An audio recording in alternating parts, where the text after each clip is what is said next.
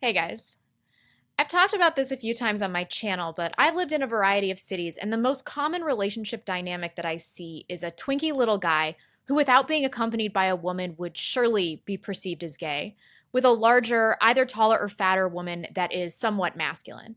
If you don't live in a city, you can pick up on this dynamic just by watching a few episodes of House Hunters. I have a ton of theories as to why this is, and like I discussed in that exhausting video that I made about causation, skipped in school number 3, which I've linked below, it is really hard to prove causation. So today, I just want to have a little discussion about my theories as to why millennial men especially are so feminized and the women are so masculine. I've heard that in the Midwest and in places like Alaska, there are still tons of couples where the man is masculine, big and burly, and the woman is feminine and dainty, does feminine hobbies and things like that. I admit that there may be some selection bias going on here since I've lived in leftist cities, but I'm having a hard time believing that there isn't a greater trend at play here. What we know for sure is that testosterone levels are plummeting year over year. One particularly disturbing study published in the Journal of Clinical Endocrinology and Metabolism in 2007 indicated that men's testosterone levels plummeted 17% from 1987 to 2004, which is 1% per year, and that's controlling for health and lifestyle factors such as obesity and diabetes that are known to affect testosterone levels. The study found not only that individual men were losing testosterone as they aged, which is fairly normal, but that same-aged men from later eras had substantially lower testosterone than their predecessors. A man who turned 65 in 2002, for example, had much lower T than a man who turned 65 in 1987. The data on women isn't as good, but I hypothesize that our testosterone has been increasing over the years. I found this fascinating study that I've linked below, but it's summarized in this Slate article. Hormone levels aren't born, they're made. A study published today by researchers from the University of Michigan found that women who play-acted scenarios that gave them power over someone else showed an increase in testosterone production, proving that gendered socialization and cultural norms factor along with biological makeup when it comes to testosterone levels. The study had 100 actors pretend to fire a lower-ranked employee, sometimes with traditionally masculine behaviors, such as using dominant body language, and sometimes with traditionally feminine behaviors, raising their voices at the end of statements. A control group watched a travel documentary. In both firing scenarios, the female actors experienced a boost in testosterone levels compared to the control group, leading the study's authors to posit that the simple act of holding power is a testosterone trigger, with or without masculine performance. Very interesting stuff. The study found that women that engage in masculine behaviors or are encouraged to be competitive have an increase in testosterone. Women and men, when encouraged to fulfill natural gender roles, have more normal levels of their associated hormones than if gender stereotypes are turned on their head. Who would have thought? This may be a reason that we see plummeting birth rates, but I digress. I think the best way to conquer a topic of this magnitude without turning it into another exhausting video is to work from the micro to the macro factors of influence. So let's start with the family unit. How has the family unit made men more feminine and women more masculine? We already know that children, and boys especially, are worse off in almost every way if they're raised by a single mother. In terms of gender roles and its hormonal effects, let's first discuss the more logical side of this. A single mother is more likely to be welfare dependent, she's more likely to be a man-hating feminist, and she's more likely to pass this down to her children. This means that she will likely teach her son to hate himself and his toxic masculinity, to repress his naturally masculine tendencies, and will teach her daughter that she should be competitive and that she doesn't need to embody femininity because she don't need no man. She also will teach her pussified son to date a strong woman, further repressing his levels of testosterone because he will not have that chase and conquer aspect of the dating ritual. She will teach her daughter to date non-threatening, low-T men that she thinks pose less of a risk, and in a weird catch-22, her mannish daughter will attract men like this, who are also raised by single moms. There are also the lifestyle factors associated with father absence. Likely because of junk food and lack of fathers forcing their kids to observe healthy boundaries, children raised by single mothers are more likely to be fat and generally have worse diets and lifestyles. We know that obesity has a hormonal effect and obese men have lower levels of testosterone, which we'll discuss later in the presentation. I did find one study that discussed levels of testosterone in father absence. Male children react more strongly to environmental stressors than do female children. So in 1996, Flynn found that the presence or absence of father was related to the cortisol and testosterone levels of boys, but not of girls. As adults, father-absent men had higher cortisol levels and lower testosterone levels than their father-present peers. The endocrine profile of father-absent men suggests chronically high stress levels, which can significantly increase the risk for a number of physical disorders.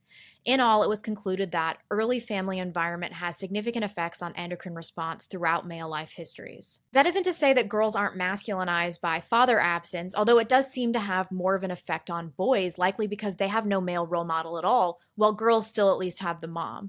Nonetheless, having parents together and in traditional gender roles will influence girls to follow suit, to be good wives, to want to be mothers, and to allow men to be the head of the household. Without that model and a man enforcing it, girls inevitably will become more competitive, independent, dominant, masculine, as their single mothers reinforce the myth of egalitarianism at best and female superiority at worst. So boys in single mother homes have no male role model except for ideally a stepfather that sticks around, but more likely just whoever their mom is banging.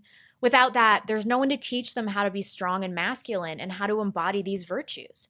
Worse, they're likely being taught that their masculine tendencies are toxic and as such are discouraged, while more feminine virtues like being emotional, engaging in conversation, and playing nicely are encouraged. This obviously has a detrimental effect on testosterone levels. Next, let's move on to more macro factors, that of education and schooling. There are disproportionate numbers of female teachers in schools. More than 3/4, 77% of all teachers in kindergarten through high school are women, up from about 2/3 3 decades ago. The disparity is most pronounced in elementary and middle schools, where more than 80% of teachers are women. Because of this, we see a lot of the same problems that we do with single mother households. Classroom environments are totally feminized, are geared towards forcing a belief in egalitarianism and fairness, and rowdiness and normal rough play for boys is seen as toxic or even as violent aggression. Boys are also medicated and diagnosed with ADHD when they have a hard time adapting to a female-devised classroom setting and curriculum based on sitting put and listening quietly. Little boys often don't learn like that, and they're discouraged from competing, from fighting, and from engaging in totally normal competitive activities, which, as we've discussed earlier, are behaviors that increase testosterone levels. Another detrimental practice has been the reduction of recess and playtime. Little boys especially need to get that energy and aggression out, and that doesn't mean they're defective. They're just different from little girls and should have educations more rooted in outdoor, rough play that encourages competition. By the time they reach high school, nearly 20% of all American boys will be diagnosed with ADHD. Millions of those boys will be prescribed a powerful stimulant to normalize them. A great many of those boys will suffer serious side effects from those drugs. The shocking truth is that many of those diagnoses are wrong, and that many of those boys are being drugged for no good reason, simply for being boys. I completely agree with this, and I think much of this diagnosis is a result of single mothers being unable to handle their normal sons because there's no man in the house to help them channel their energy through masculine hobbies.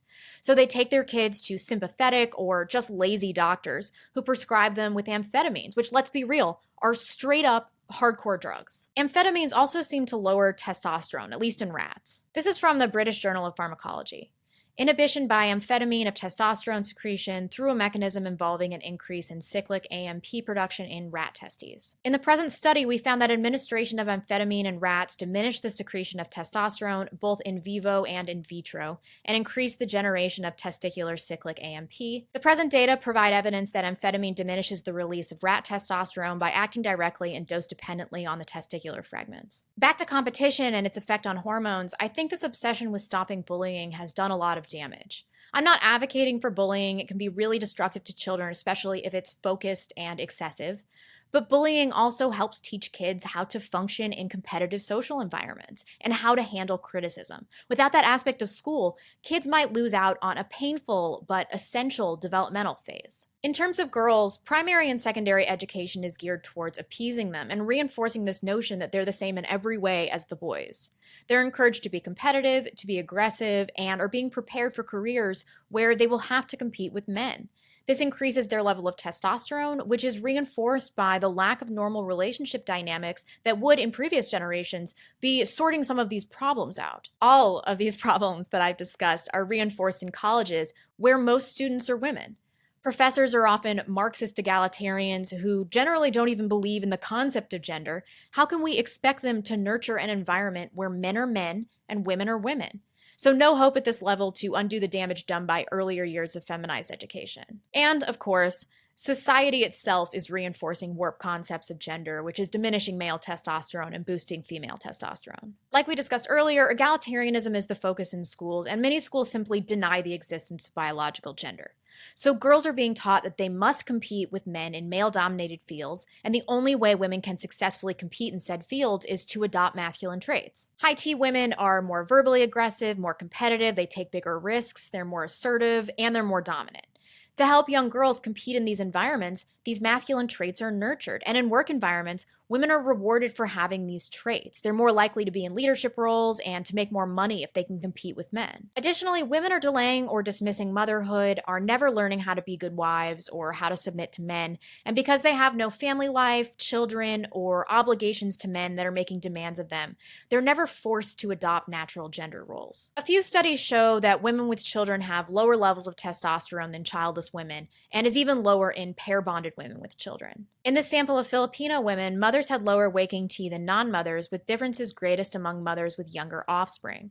Although the number of breastfeeding women was relatively small, available data suggested minimal contributions of lactation as an influence on these differences. Although pair-bonded women had lower T than non-pair-bonded women, these differences were more modest than those seen in mothers, and although small sample size limited strong inferences, were largely accounted for by the associations between motherhood and testosterone. There are tons of societal factors, but I didn't want this video to get too long, so feel free to add your thoughts in the comment section below.